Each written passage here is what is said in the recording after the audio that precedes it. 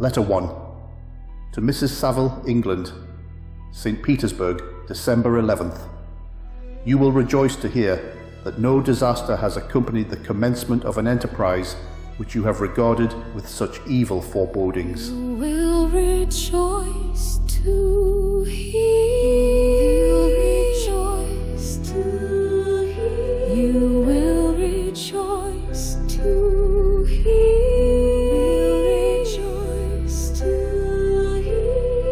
I arrived here yesterday.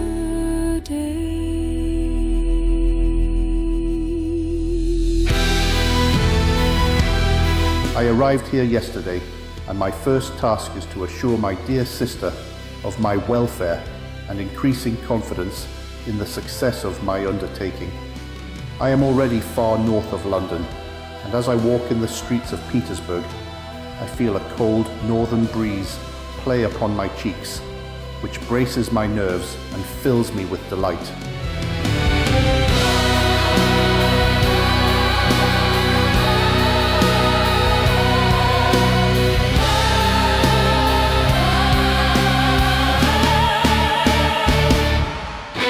Do you understand this feeling? This breeze, which has travelled from the regions towards which I am advancing, gives me a foretaste of those icy climes. Inspirited by this wind of promise, my daydreams become more fervent and vivid. I try in vain to be persuaded that the pole is the seat of frost and desolation.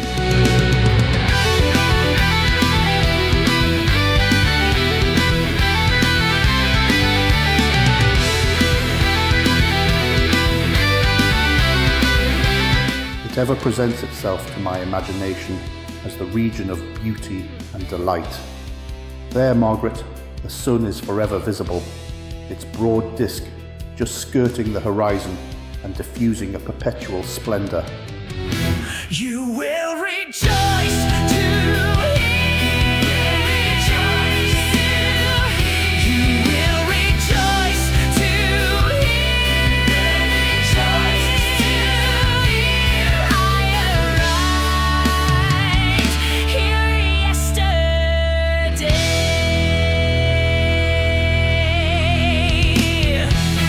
There, for with your leave, my sister, I will put some trust in preceding navigators.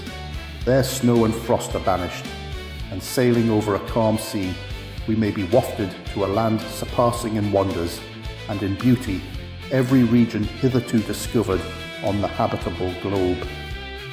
Its productions and features may be without example, as the phenomena of the heavenly bodies undoubtedly are in those undiscovered solitudes.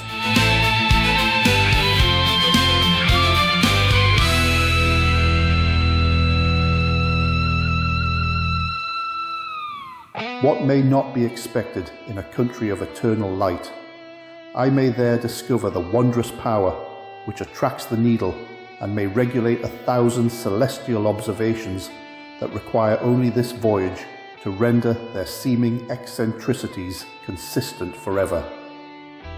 I shall satiate my ardent curiosity with the sight of a part of the world never before visited, and may tread a land never before imprinted by the foot of man.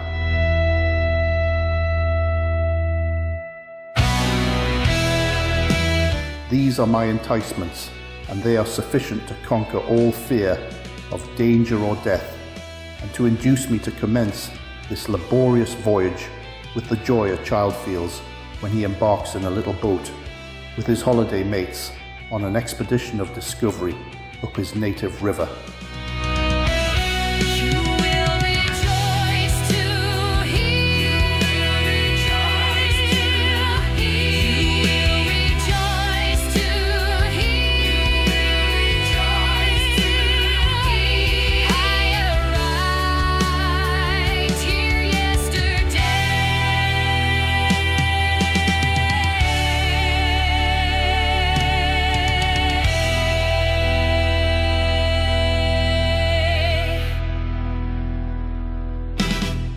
But supposing all these conjectures to be false, you cannot contest the inestimable benefit which I shall confer on all mankind, to the last generation, by discovering a passage near the pole to those countries.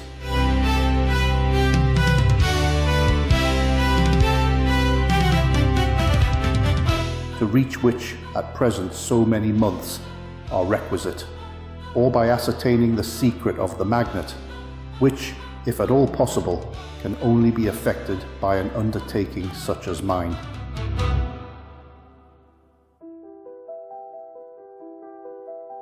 A point to which the soul can fix its intellectual eye.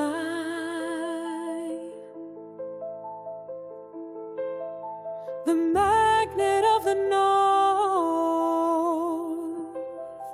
the dial points to the north.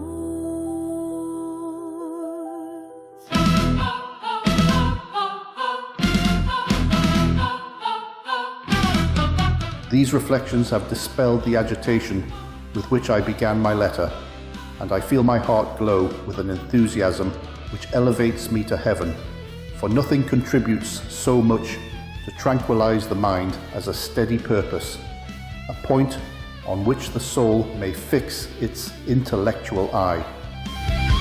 A point to which the soul can fix its intellectual eye.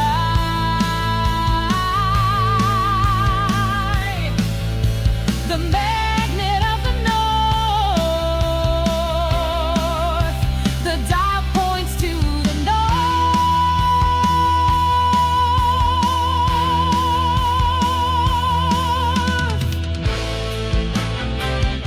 This expedition has been the favorite dream of my early years.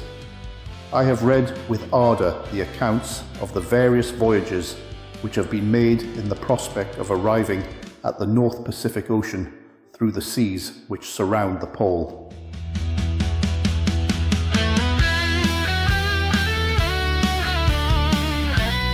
You may remember that a history of all the voyages made for purposes of discovery composed the whole of our good Uncle Thomas's library. My education was neglected, yet I was passionately fond of reading. These volumes were my study day and night, and my familiarity with them increased that regret which I had felt as a child on learning that my father's dying injunction had forbidden my uncle to allow me to embark in a seafaring life.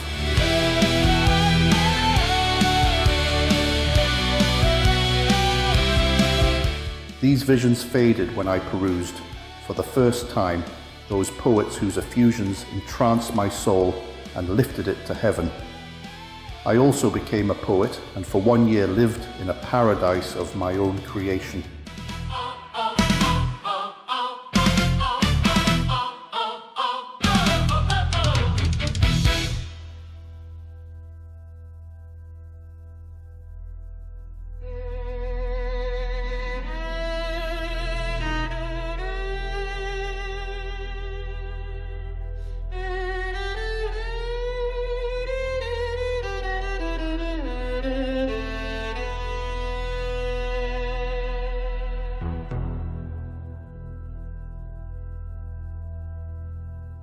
I imagined that I also might obtain a niche in the temple where the names of Homer and Shakespeare are consecrated.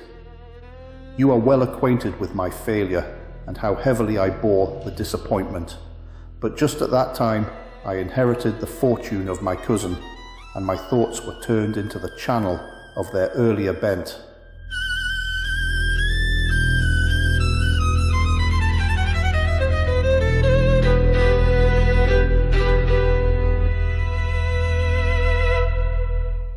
"6 years have passed since I resolved on my present undertaking. I can, even now, remember the hour from which I dedicated myself to this great enterprise. I commenced by inuring my body to hardship. I accompanied the whale fishers on several expeditions to the North Sea. I voluntarily endured cold, famine, thirst, and want of sleep. I often worked harder than the common sailors during the day, and devoted my nights to the study of mathematics, the theory of medicine, and those branches of physical science from which a naval adventurer might derive the greatest practical advantage.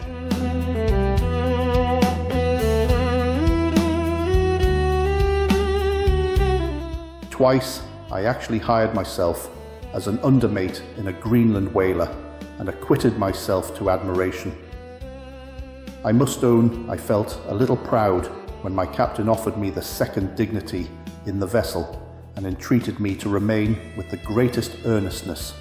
So valuable did he consider my services. And now, dear Margaret, do I not deserve to accomplish some great purpose? My life might have been passed in ease and luxury, but I preferred glory to every enticement that wealth placed in my path. Oh, that some encouraging voice would answer in the affirmative. A point to which the soul can fix its intellectual eye. The magnet of the north, the dial points to the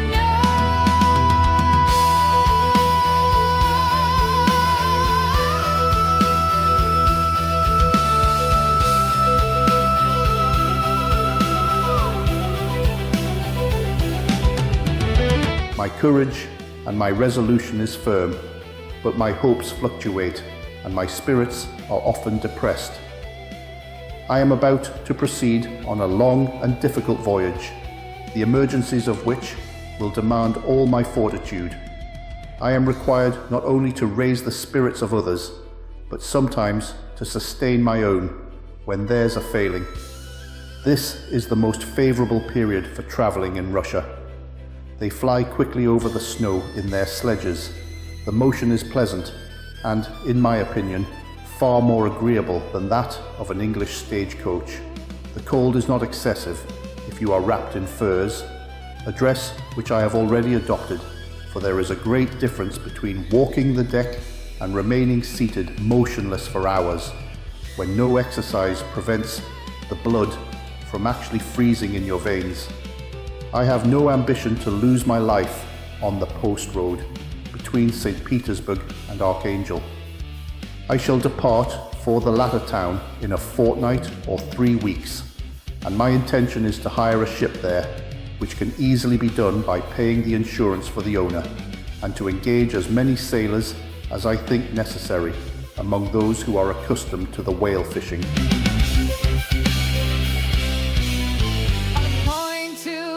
the soul can fix its intellectual eye. The magnet of the north, the dial points to the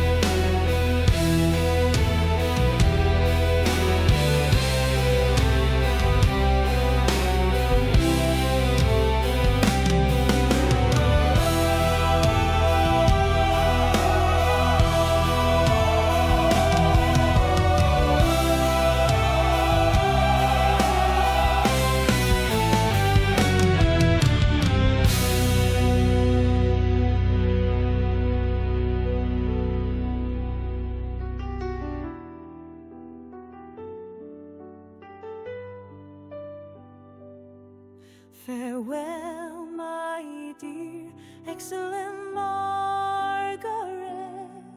Heaven shower blessings upon you. Heaven shower blessings upon you. Heaven shower blessings upon you.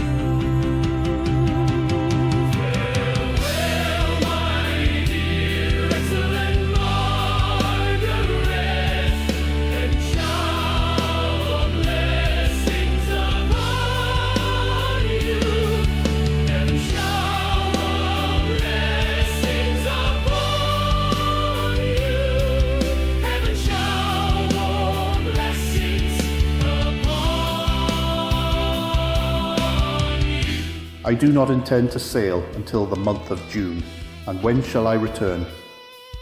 Ah, dear sister, how can I answer this question? If I succeed, many, many months, perhaps years will pass before you and I may meet. If I fail, you will see me again soon, or never. Farewell, my dear, excellent Margaret. Heaven shower down blessings on you, and save me, that I may again and again testify my gratitude for all your love and kindness. Your affectionate brother, R. Walton. Farewell, my dear, excellent Margaret. Heaven shower